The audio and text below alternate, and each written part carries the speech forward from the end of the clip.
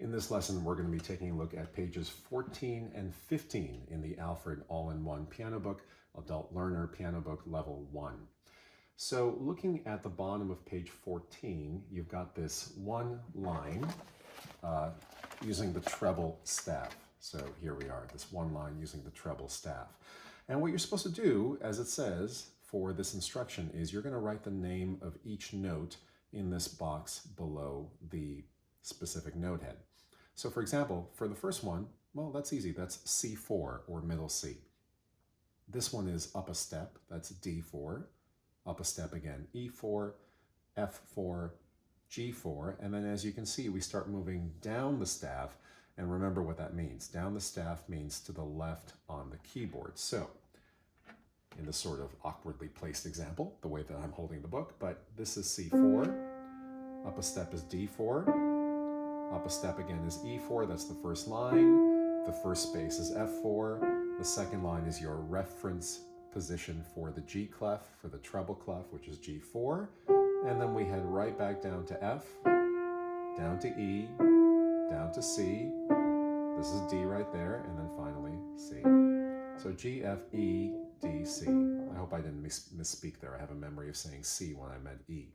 But let me just say that one more time from G4 going down in case I made any mistakes. G4, F4, E4, D4, and C4. Okay, so what's the fingering for this? Well, it's pretty simple because we know we're in that 5-finger position for middle C. So C is 1, D is 2, E is 3, F is 4, and G is 5. So to play this, we just have to play 1, 2, 3, 4, 5, and then back down 4, 3, 2, 1. 1, 2, 3, 4, 5, 4, 3, 2, 1. Now, these are all quarter notes, as you learned in the previous lesson, right? They've got the filled-in note head plus the stem. And so even though you may not have a sense of what the quarter note is in terms of absolute duration, because it never will have an absolute duration, it's all relative.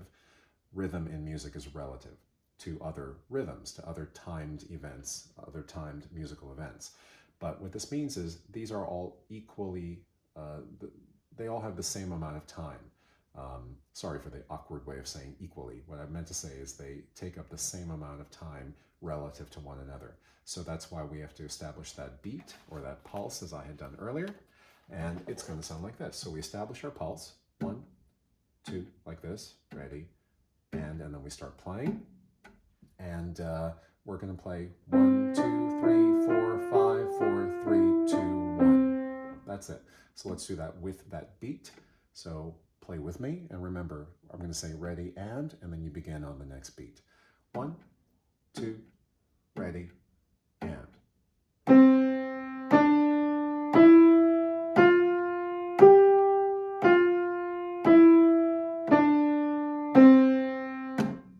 Easy, right? Let's move on to the next example.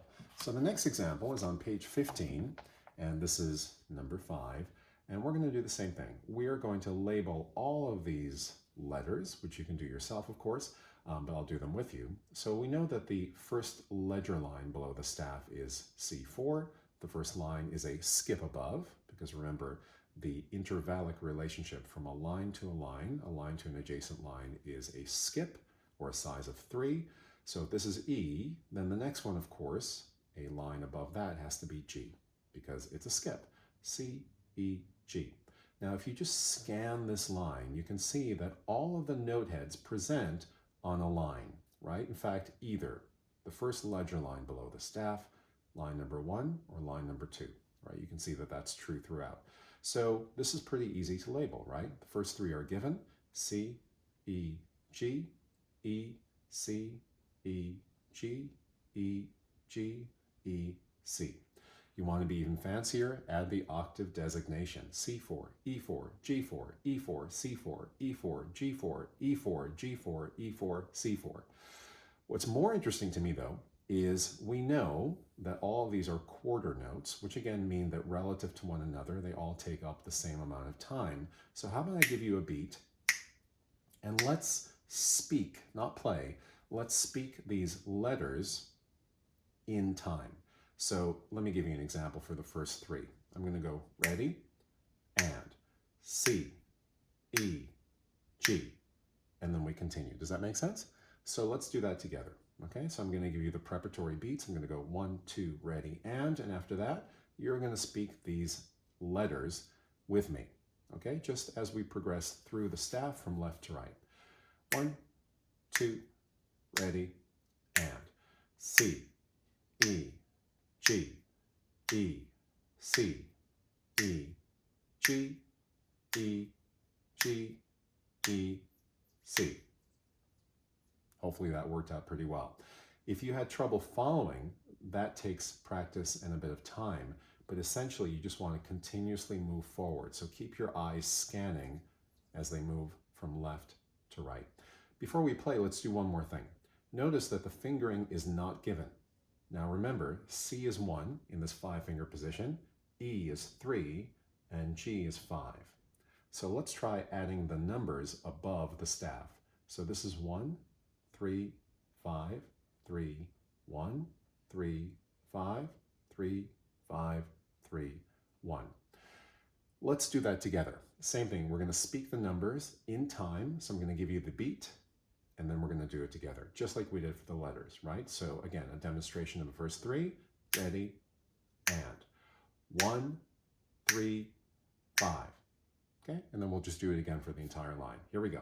1, 2, ready, and 1, 3, 5, 3, 1, 3, 5, 3, 5, 3, 1. All right, let's play it. So make sure you have your book with you as well, because I've moved it away. You can't see this anymore. So we're going to play 1, 3, 5, 3, 1, 3, 5, 3, 5, 3, 1, or C, E, G, E, C, E, G, E, G, E, C. Okay, here we go. 1, 2, ready, and.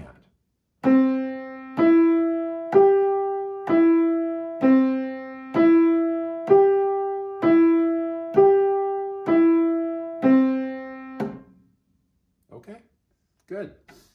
If you have any trouble, keep playing it over and over again until it's smooth. All right, let's take a look at number 6. All right, now you're going to notice that as we progress down this page, our progress is going to accelerate significantly because we're going to see the same notes over and over again. In fact, there are only 5, right, in that 5-finger position. 1, 2, 3, 4, 5, right? So once we get used to them on the staff, it'll be a pretty smooth process. All right, so number 6.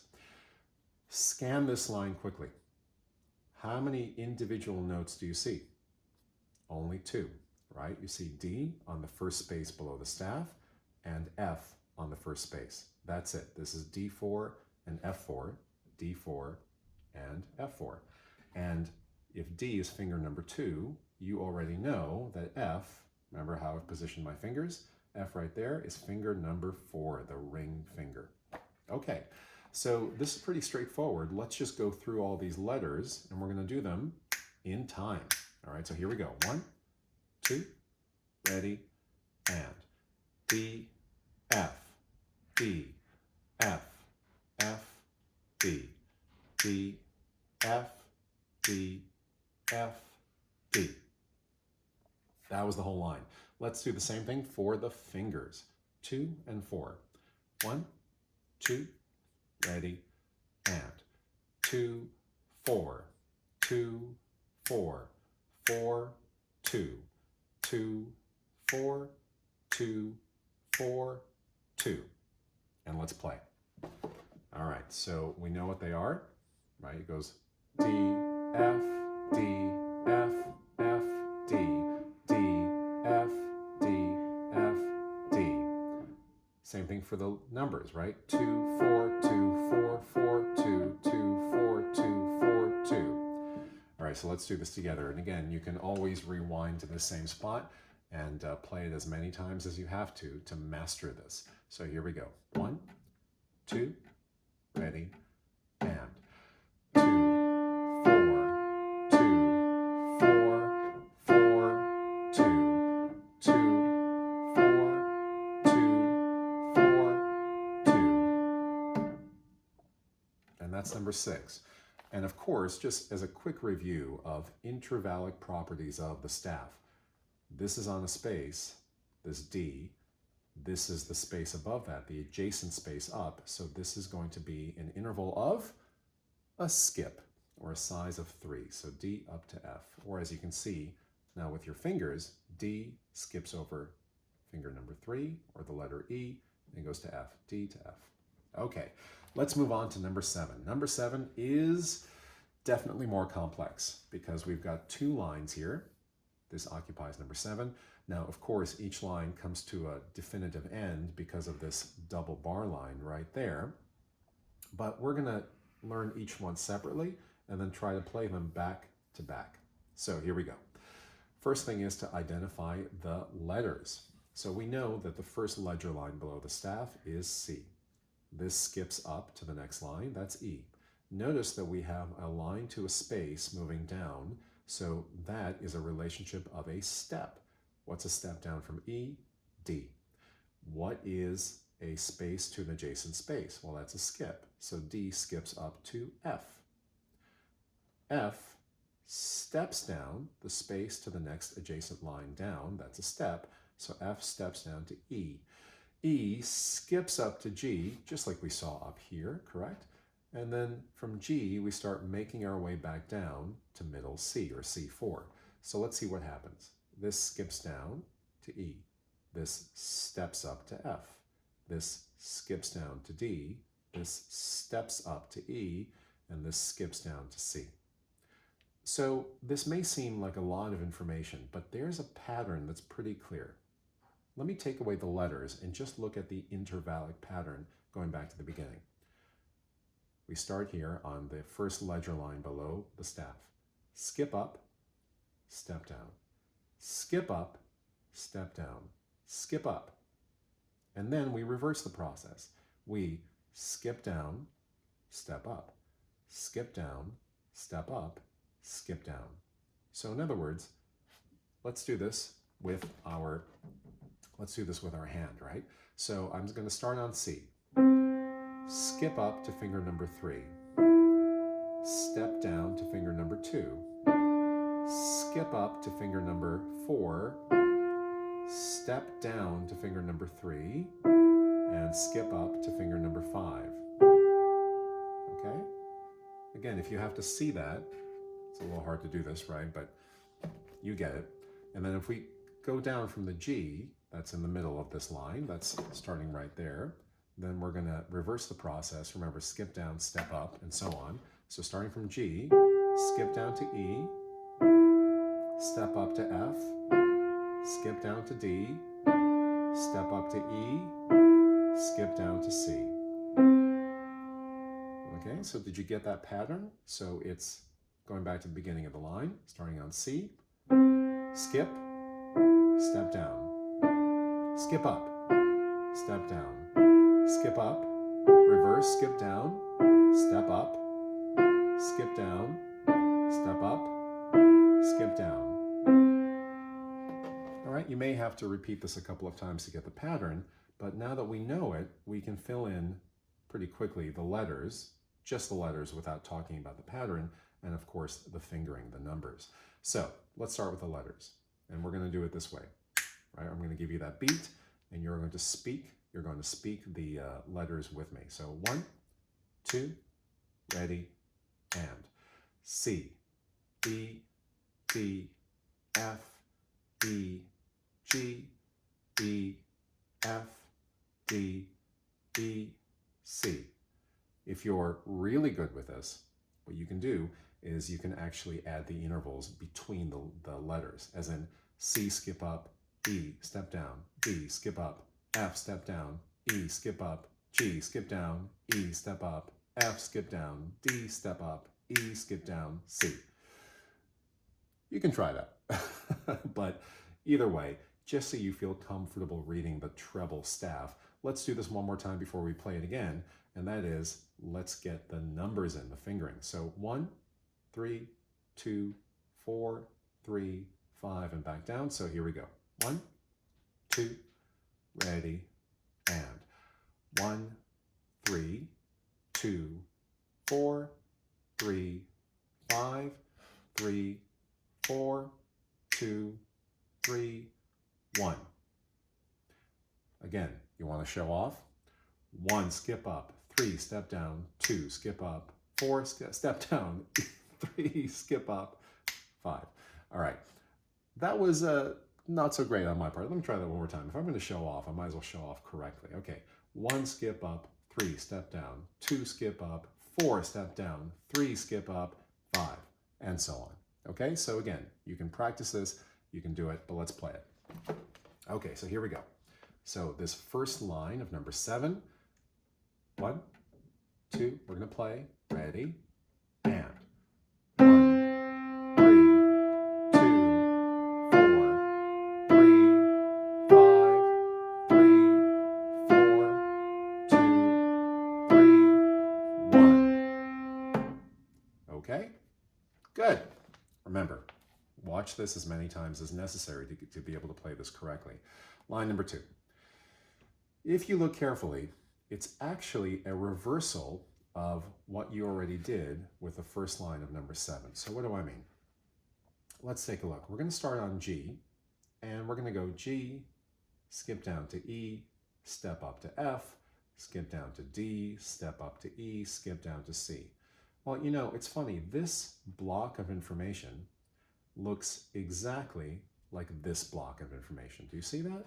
G, E, F, D, E, C. And this one, G, E, F, D, E, C. So it's exactly the same thing here and here. Now, let's take a look at this second half of information and see if we've seen this before as well. Okay? So let's start here. So this is C. We skip up to E, step down to D, skip up to F, step down to E, and skip up to G.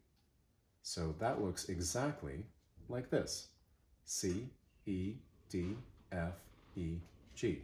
So in other words, we have just taken the two blocks, the two halves, from the first line of 7, and we've reordered them so that we have the second half of this first line at the beginning of the second line, and the first half of the first line of 7 as the second half of the second line of 7. I know that's a mouthful, but we're just reordering the two blocks. So let's practice, right? What we're going to do is I'm going to give you that beat, and you're going to speak the letters with me for the second line of number 7. Ready? 1, 2, ready, and G, E, F, D, E, C, E, D, F, E, G. Okay, hopefully you got that. And now let's do the same thing for the numbers, starting here. Remember, it's 5, 3, 4, 2, 3, 1. Back up, 3, 2, 4, 3, 5, right? Same pattern.